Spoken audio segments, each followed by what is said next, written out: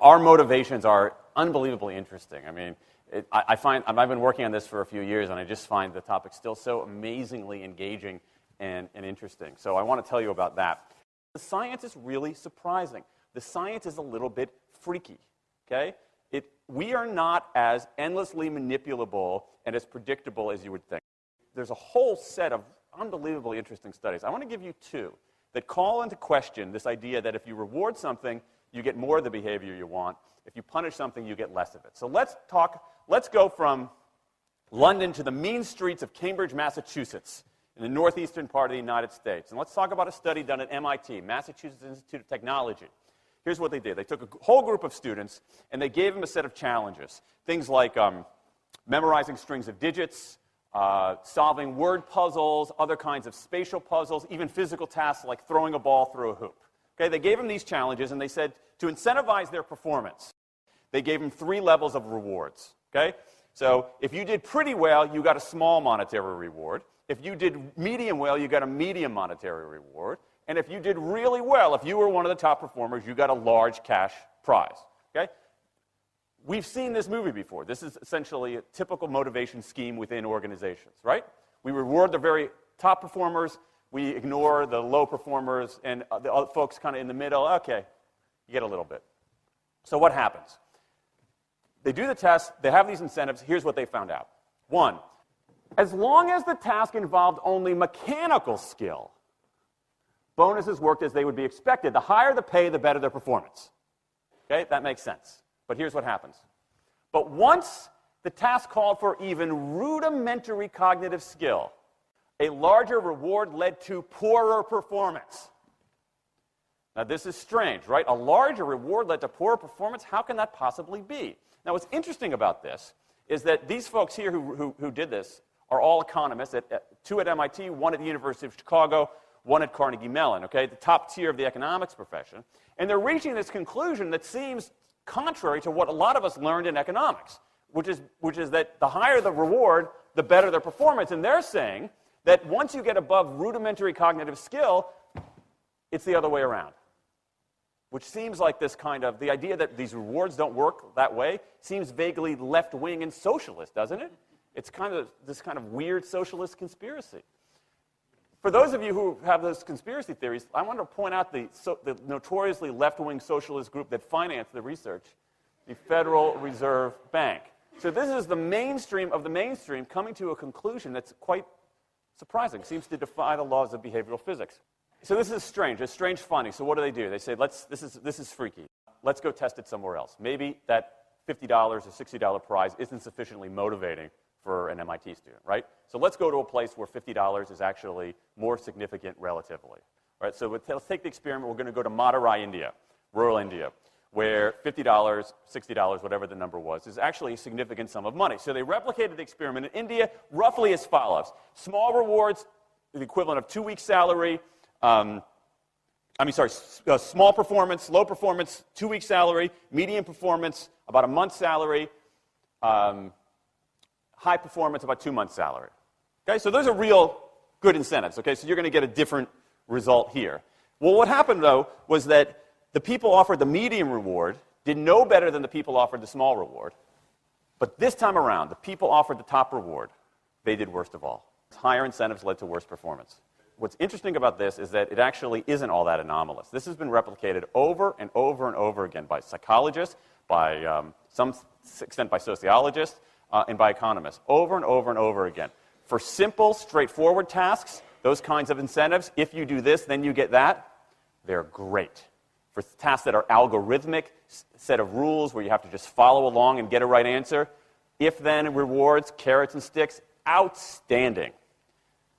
But when the task gets more complicated, when it requires some conceptual, creative thinking, those kinds of motivators demonstrably don't work.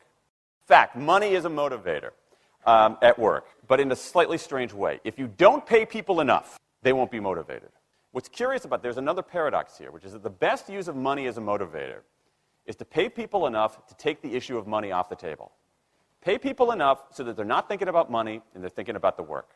Now, once you do that, it turns out there are 3 factors that the science shows lead to better performance, not to mention personal satisfaction. Autonomy, mastery, and purpose. Autonomy is our desire to be self-directed, to direct our own lives. Now, in many ways, traditional notions of management run afoul of that. Management is great if you want compliance, but if you want engagement, which is what we want in the workforce today as people are doing more complicated, sophisticated things, self-direction is better. Let me give you some examples of this, of almost radical forms of self-direction in the workplace that lead to good results. Let's start with this company right here, Atlassian, an Australian company. It's a software company, and they do something really cool. Once a quarter on a Thursday afternoon, they say to their developers, for the next 24 hours, you can work on anything you want. You can work on it the way you want. You can work on it with whomever you want. All we ask is that you show the results to the company at the end of those 24 hours in this fun kind of meeting, not a star chamber session, but this fun meeting with beer and cake and fun and other things like that. It turns out that that one day of pure, undiluted autonomy has led to a whole array of fixes for existing software, a whole array of ideas for new products that otherwise had never emerged. One day. Now, this is not an if-then incentive. This is not the sort of thing that I would have done 3 years ago before I knew this research. I would have said, you want people to be creative and innovative? Give them a freaking innovation bonus. If you can do something cool, I'll give you $2,500. They're not doing this at all. They're essentially saying, you probably want to do something interesting. Let me just get out of your way. One day of autonomy produces things that had never emerged. Right, let's talk about mastery. Mastery is our urge to get better at stuff. We like to get better at stuff. This is why people play musical instruments on the weekend. You got all these people who are acting in ways that seem irrational economically. They play musical instruments on weekends. Why? It's not going to get them a mate. It's not going to make them any money. Why are they doing it? Because it's fun, because you get better at it, and that's satisfying. Go back in time a little bit. I imagine this if I went to my first economics professor, a woman named Mary Alice Schulman, and I went to her in 1983 and said, Professor Schulman, can I talk to you after class for a moment? Yeah. I got this inkling. I got this idea for a business model. I just want to run it past you. Here's how it would work. You get a bunch of people around the world who are doing highly skilled work, but they're willing to do it for free and volunteer their time, 20, sometimes 30 hours a week. Okay, she's looking at you somewhat skeptically there. Oh, but I'm not done. And then what they create, they give it away rather than sell it. It's going to be huge. I mean, she truly would have thought I was insane.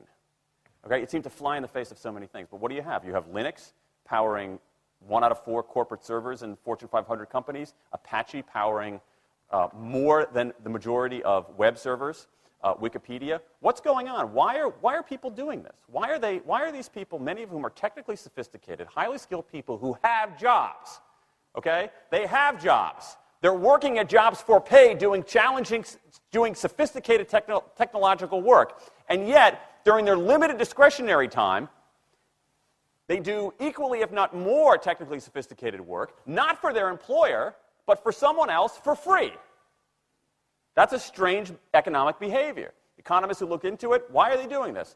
It's overwhelmingly clear. Challenge and mastery, along with making a contribution. That's it. What you see more and more is a rise of what you might call the purpose motive, is that more and more organizations want to have some kind of transcendent purpose, partly because it makes coming to work better, partly because that's the way to get better talent. And what we're seeing now is, in some ways, when the profit motive becomes unmoored from the purpose motive, bad things happen. Bad things ethically sometimes, but also bad things just like not good stuff, like crappy products, like lame services, like uninspiring places to work. That when the profit motive is paramount, or when it becomes completely unhitched from the purpose motive, it's just, people don't do great things. More and more organizations are realizing this and sort of disturbing the categories between what's profit and what's purpose. And I think that actually heralds something interesting. And I think that the organizations that are flourishing, whether they're profit, for profit, or somewhere in between, are animated by this purpose model. Let me give you a couple of examples. Here's the founder of Skype. He says, our goal is to be disruptive, but in the cause of making the world a better place. Pretty good purpose. Here's Steve Jobs. I want to put a ding in the universe. All right? That's the kind of thing that might get you up in the morning and racing to go to work. So I think that, that we are purpose maximizers, not only profit maximizers. I think the science shows that we care about mastery very, very deeply. And the science shows that we want to be self-directed. And I think that the big takeaway here is that if we start treating people like people and not assuming that they're simply horses, slower, smaller, better-smelling horses, if we get past this kind of ideology of carrots and sticks and look at the science, I think we can actually build organizations and work lives that make us better off, but I also think they have the promise to make our world just a little bit better.